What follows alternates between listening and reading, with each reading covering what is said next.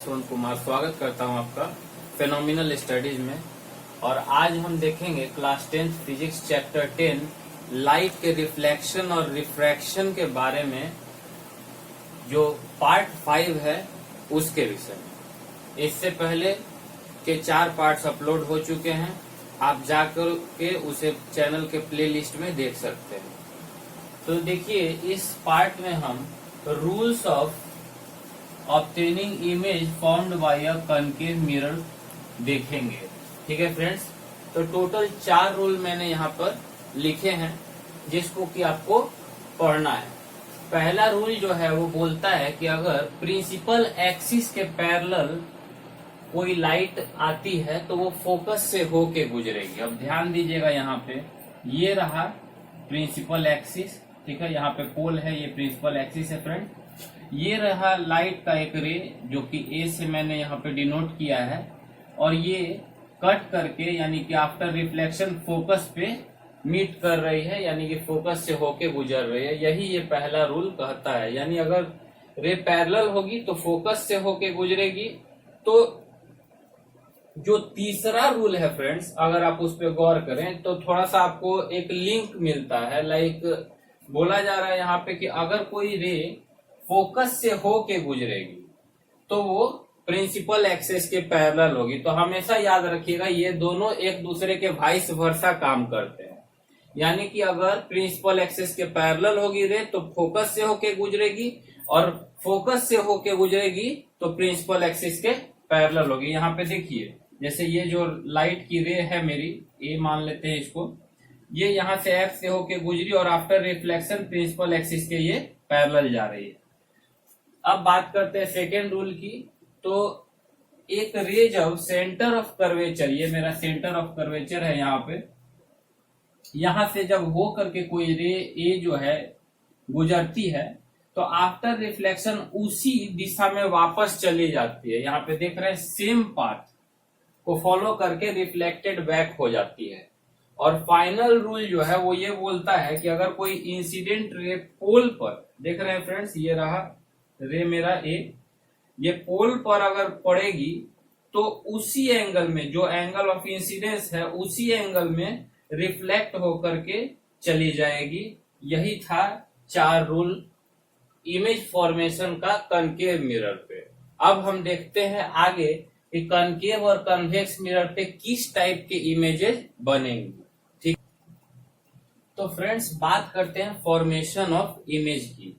ठीक है फ्रेंड्स, तो पहले हम देखेंगे कनकेव मिरर पे बनने वाले इमेजेस के बारे में। ठीक है फ्रेंड्स, टोटल 6 टाइप्स होती हैं। पहले हम 4 टाइप देखेंगे और फिर अगले भाग में 2 टाइप और देखेंगे और फिर कन्वेक्स के बारे में देखेंगे। ठीक है फ्रेंड्स, तो पहले बात करते हैं इन्फिनिटी पे। देखिए, यहाँ पे एक रे डायग्राम मैंने बनाया है, ये आप देख सकते हैं। यहाँ पे ये है, ये जो है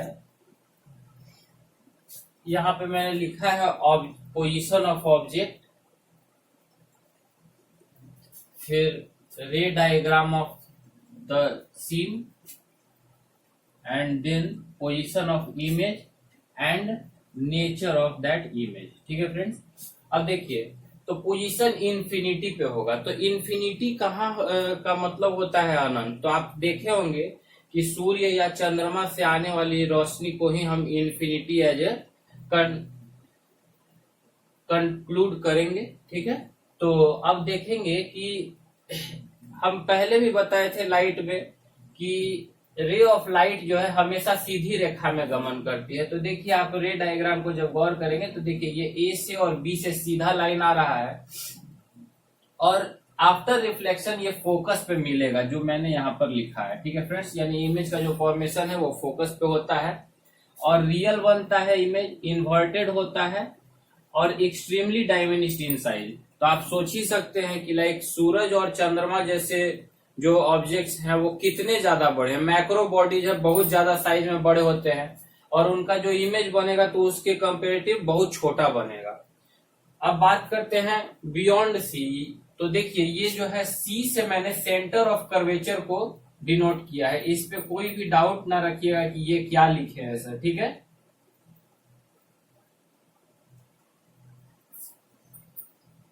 अब देखिए, तो बियॉन्ड सी, तो ये सी का पोजीशन है फ्रेंड्स, और ये रहा ऑब्जेक्ट ए बी। अब यहां से एक रे डायग्राम इधर की ओर, एक रे इधर गया है।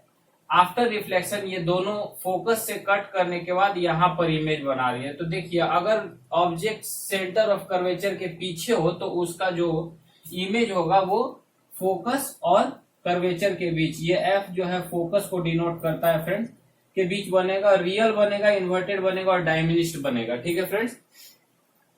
अब बात करते हैं थर्ड वन की। तो आपने पहले ये सी से पहले मैं आपको फोर्थ इमेज फॉर्मेशन को बताना चाहता हूं, बिकॉज ये देखिएगा अगर आप, तो आपको लगेगा कि लाइक 2 और 4 क्वाइट वाइस वर्सा है एक दूसरे के। अब आप देख सकते हैं यहाँ पे बिटवीन फोकस और सी पे पोजीशन ऑफ इमेज था, तो ऑब्जेक्ट का जो पोजीशन था वो क्या था, सेंटर ऑफ कर्वेचर के पीछे। दूसरी ओर अगर आप यहाँ पे देखिए कि फोकस और सेंटर ऑफ कर्वेचर के बीच जब पोजीशन ऑफ ऑब्जेक्ट हो गया, तो अब सीधा आप देख सकते हैं कि ये जो बियॉन्ड सी था वो पोजीशन ऑफ इमेज हो गया। तो देखिए, ये दोनों अपने आप में ही इंटरलिंक्ड है।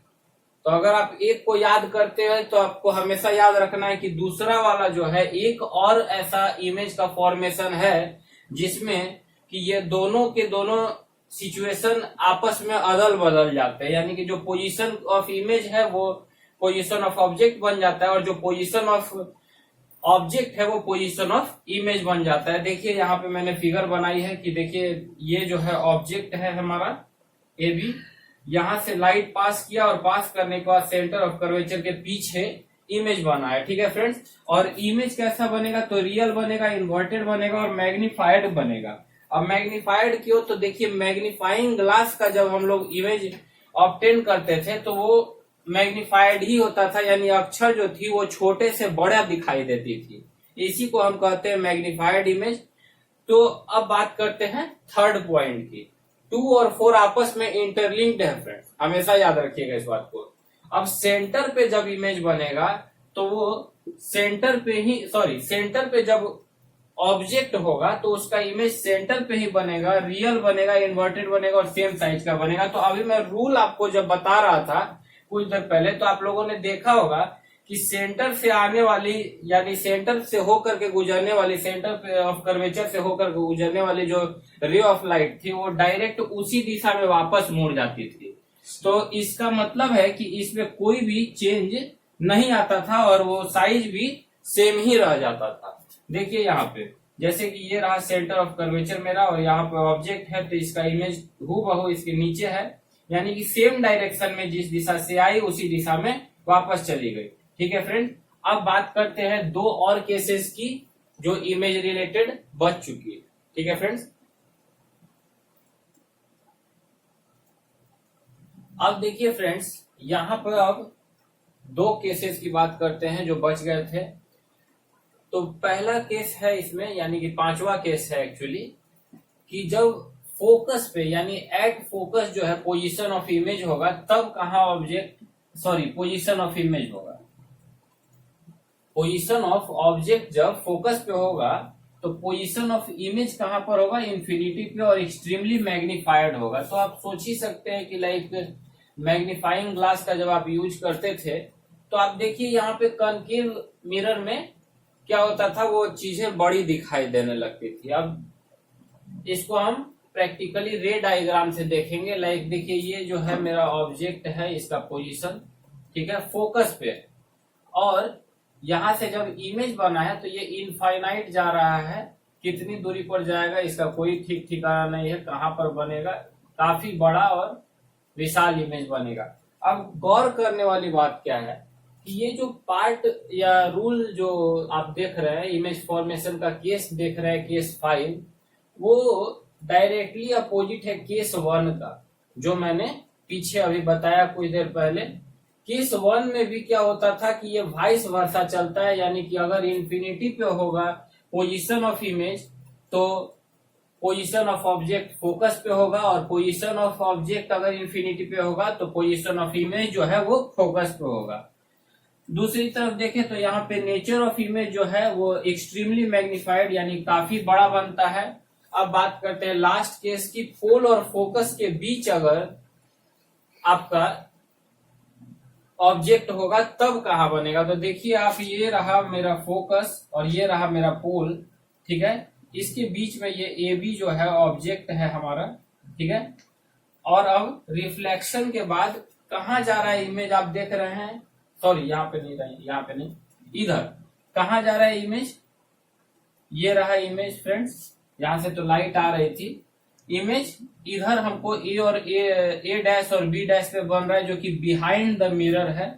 और क्या कैसा बनेगा, तो बड़ा बनेगा, इरिक्टेड बनेगा और वर्चुअल बनेगा, रियल इमेज ये नहीं होता है। अब बात करते हैं कन्वेक्स मिरर की। अब हम बात करेंगे फ्रेंड्स कन्वेक्स मिरर की। तो देखिए फ्रेंड्स, इसमें दो ही केस होते हैं फॉर्मेशन ऑफ इमेज के। पहला, जब पोजीशन ऑफ ऑब्जेक्ट इनफिनिटी पे हो तो वो at F behind the mirror उसका इमेज बनेगा, यानी कि फोकस पे बनेगा बिहाइंड द मिरर, और उसका नेचर वर्चुअल, इरिक्ट और एक्सट्रीमली डायमिनिश्ड होगा। और दूसरे केस में इन्फिनिटी और पोल के बीच जब पोजीशन ऑफ ऑब्जेक्ट रहता है तो वो फोकस और पोल के बीच बिहाइंड द मिरर बनेगा। अब बिहाइंड द मिरर इसलिए क्योंकि कन्वेक्स मिरर में ज्यादातर इमेजेस का फॉर्मेशन वर्चुअल होता है, ठीक है।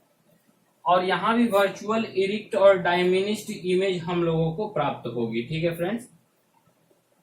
अब बात कर लेते हैं रे डायग्राम से, इस कथन को समझने का प्रयास करेंगे। देखिए फ्रेंड्स, ये एक इनफाइनाइट पोजीशन से आती हुई इनफाइनाइट पोजीशन पर रखा हुआ ऑब्जेक्ट है और वहां से ये लाइट आ रहा है। और देखिए चूंकि कन्वेक्स मिरर इसको रिफ्लेक्ट किया और फिर एक इमेजिनरी लाइन फोकस पे हम लोगों को ड्रॉ होती हुई दिखाई दे रही है, और यही जो वो पॉइंट है जहां पर कि हमको इमेज मिलेगा। दूसरी ओर देखें, यहां पर हमने पोल से पीछे यानी कि इनफाइनाइट यहां पर शो नहीं किया गया। आप समझ ही सकते हैं कि इनफाइनाइट का मतलब क्या हो गया, अनंत हो गया, तो उसको कहीं हम शो नहीं कर पाएंगे, यानी पोल के पीछे डिस्टेंस है। तो जब अगर पोल के पीछे अगर पोजीशन ऑफ ऑब्जेक्ट हो और इनफाइनाइट के बीच में हो तो क्या होगा कि यहाँ से एक रे ऑफ लाइट जा रही है, यहाँ से भी एक आ रही है और इधर की ओर एक वापस जा रही है जो सेंटर ऑफ कर्वेचर की ओर मूव करेगी, आगे बढ़ेगी। और ऊपर से जो एक रेखा गुजरी है वो दोनों यहाँ पर एफ और पोल यानी कि फोकस और पोल के बीच में एक पोजीशन पे कट करती है और यहीं पर इमेज का फॉर्मेशन होता है फ्रेंड्स।